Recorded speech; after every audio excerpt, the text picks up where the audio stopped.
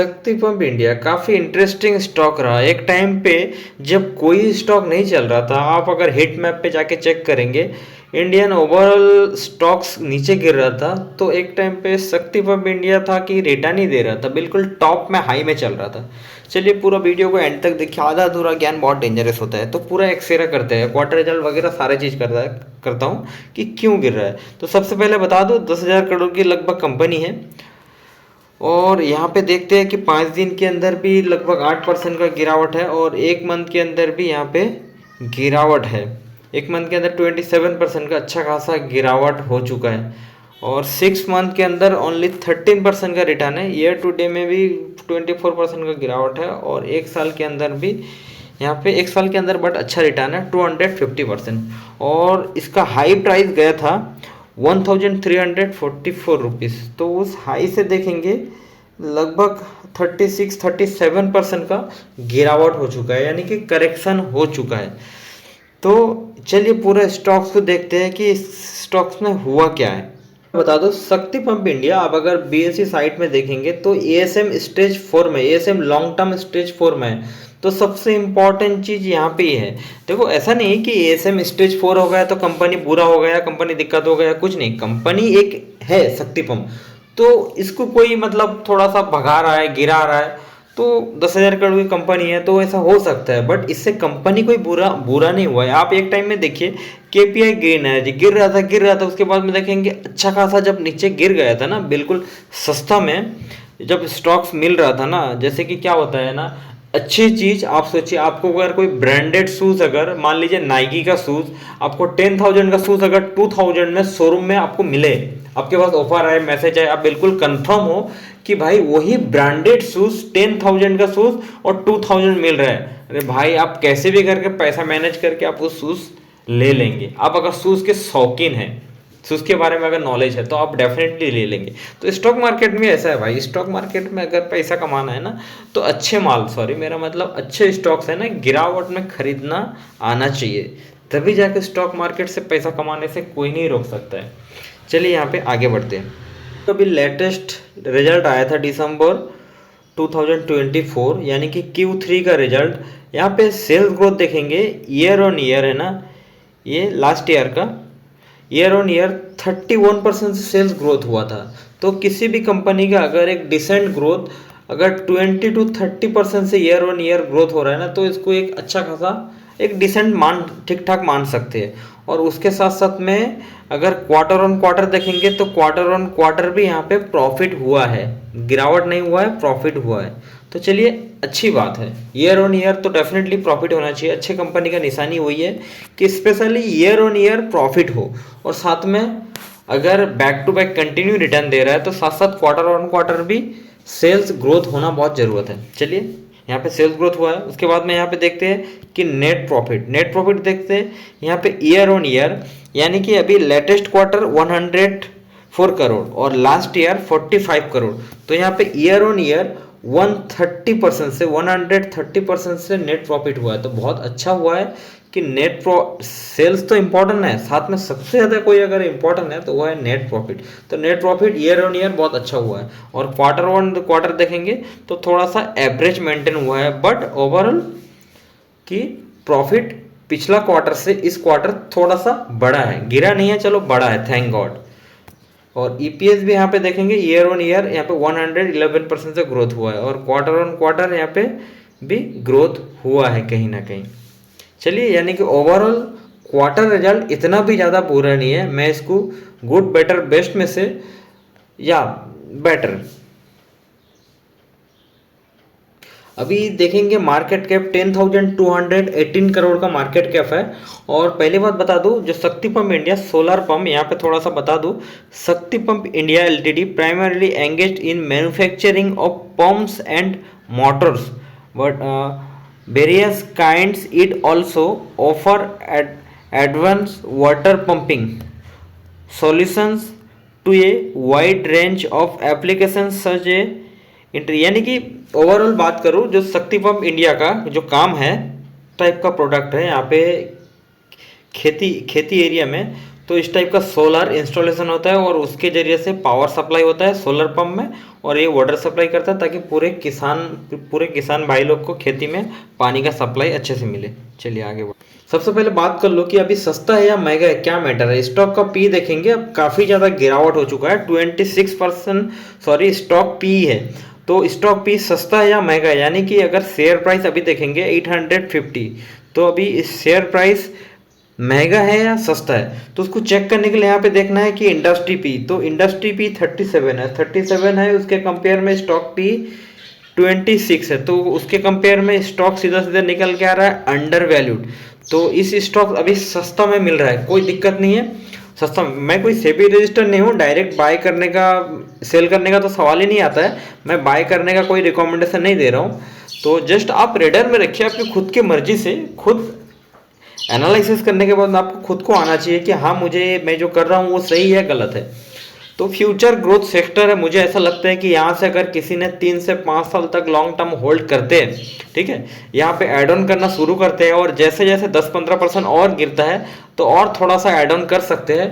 तो आपको stock market में एक ही स्टॉक में पूरा बल्क में इन्वेस्ट नहीं करना है, आपको पोर्टफोलियो डाइवर्सिफाई करना चाहिए। Green energy sector, IT sector, infrastructure sector, railway sector, semiconductor sector, specially electronic manufacturing sector यानी कि ईएमएस सेक्टर।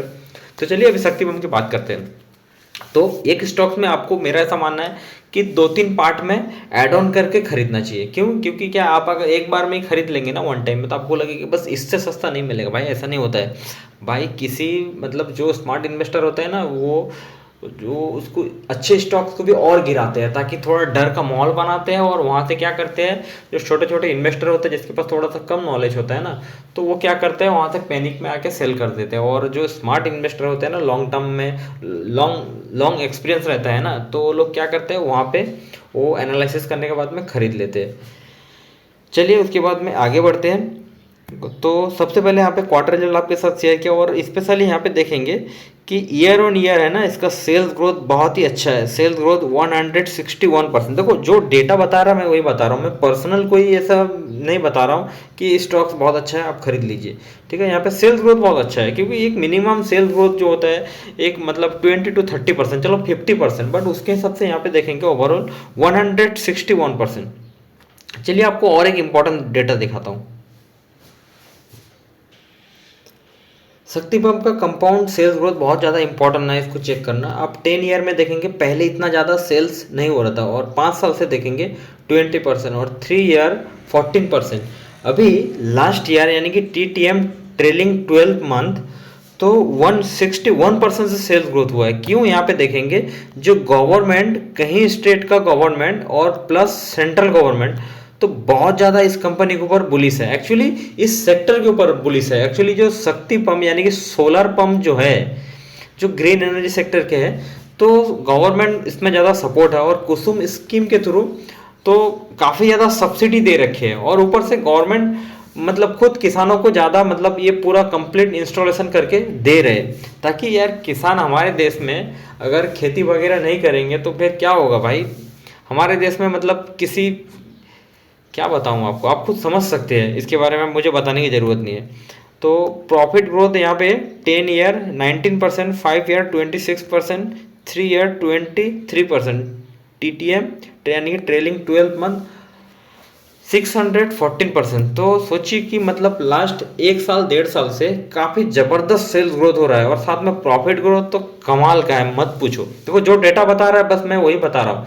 तो यहाँ पे रिटर्न भी उस तरीके से दिया है, but sales growth profit growth के हिसाब से रिटर्न अभी तक नहीं आया। क्यों?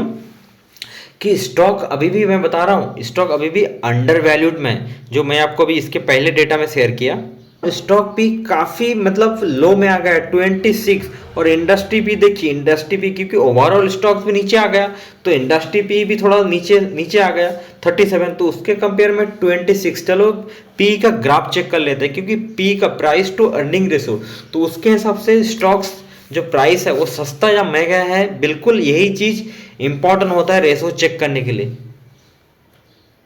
शक्ति पंप का पी ग्राफ देख सकते हैं 6 मंथ का। यहाँ पे जो एवरेज प्राइस है ना, जो एवरेज पी है ना, तो यानी कि मीडियम पी 35 है, तो उसके कंपेयर में भी आप देख सकते हैं नीचे आ गया है। तो जब यहाँ पे पी नीचे आया है ना, तब तब यहाँ से हाई रिटर्न दिया है। देखो इंडियन स्टॉक मार्केट में ओवरऑल स्टॉक्स में ना अच्छे अच्छे स्टॉक्स गिरावट है। अब जैसे कि बात करेंगे Kaynes technology, PG electroplast, KP energy, जो इंडिया के मतलब जो है वो बता रहा हूँ, कोई बाय का रिकमेंडेशन नहीं कर रहा हूँ। तो अच्छे अच्छे स्टॉक्स है, तो वहाँ पे वो गिर रहा है जो फंडामेंटली बहुत ही स्ट्रांग है। तो इस स्टॉक तो एक छोटा स्टॉक्स है, देखो इस छोटा कंपनी को है ना, और अच्छा सेल्स ग्रोथ प्रॉफिट ग्रोथ हो रहा है ना, तो गिरावट में उठाने का यही मौका रहता है। जब ये ऊपर टॉप में जाता है ना, हाई रिटर्न देता है ना, तब क्या करते हैं छोटे छोटे इन्वेस्टर लोग, छोटे छोटे रिटेलर भाई लोग वहां पे जाके बाय करते हैं। फिर क्या होगा, टॉप में बाय करेंगे ना भाई, वहां से जो स्मार्ट प्लेयर होते हैं ना, वो वहां से धीरे धीरे प्रॉफिट बुकिंग करना स्टार्ट करते हैं। और जब नीचे बिल्कुल आ जाता है, सस्ता में आ जाता है, देखो अभी कुछ टाइम पहले ना शक्ति पंप इंडिया के भी प्रोमोटर ने भी कुछ क्वांटिटी बाय की है, और केपीआई ग्रीन एनर्जी में भी वही हुआ था। चलिए अभी एक महीना का पी देखते हैं। मीडियम पी देखेंगे 30 है, तो उसके कंपेयर में, यानी कि ये स्टेज में, तो उसके कंपेयर में भी बिल्कुल नीचे आ गया है। तो बहुत ही अच्छे सिचुएशन में मिल रहा है। देखो क्या बताऊं, मैं डायरेक्टली तो नहीं बोल सकता हूँ, सेबी का बहुत ज़्यादा गाइडलाइन है, और मैं ऐसा डायरेक्टली बाय का नहीं बता रहा हूँ। बस मैं इतना चाहता हूँ कि आप लोग भी एनालिसिस करके पैसा इन्वेस्ट कीजिए, ताकि आंखें बंद करके लगाएंगे फिर क्या होगा, वो तो फिर लॉटरी हो जाएगा। तो प्लीज़ आप लोग, स्टॉक मार्केट का नाम ऐसे ही बदनाम है। तो मैं भी चाहता हूँ कि यार ये फॉरेन इन्वेस्टर क्या होता है, इंडियन स्टॉक्स को काफ़ी ज़्यादा मतलब बेच रहा है और यहाँ से पैसा बाहर निकाल रहा है। देखो ऐसे भी आपको पता है कि फॉरेन इन्वेस्टर है ना, इंडिया में कितना करोड़ का इन्वेस्ट किया है। चलो मैं एक आपको रफ एस्टिमेट बता दूँ, 70 लाख करोड़। चलो मिलियन वगैरह में नहीं जाता हूँ, आपको सीधा सीधा देसी लैंग्वेज में बताता हूँ कितना, 70-70 लाख करोड़, ठीक है, इन्वेस्ट किया है। तो सोचो उस परसेंटेज में ओनली 5% उसने निकाला है भाई। आप सोचो जिस दिन मतलब 10-20% या 30% निकालेंगे, तो इंडिया में तो ऐसा लगेगा कि तबाही मच जाएगा। अच्छे अच्छे हाई फंडामेंटल स्टॉक्स भी है ना, हाई मतलब पता नहीं क्या होगा। तो अभी देखो कि एक स्टॉक्स की बात कर रहा हूँ, एक स्टॉक्स में हो सकता है कि 2%, 3% या 5% उसका प्रमोटर हिस्सादारी है।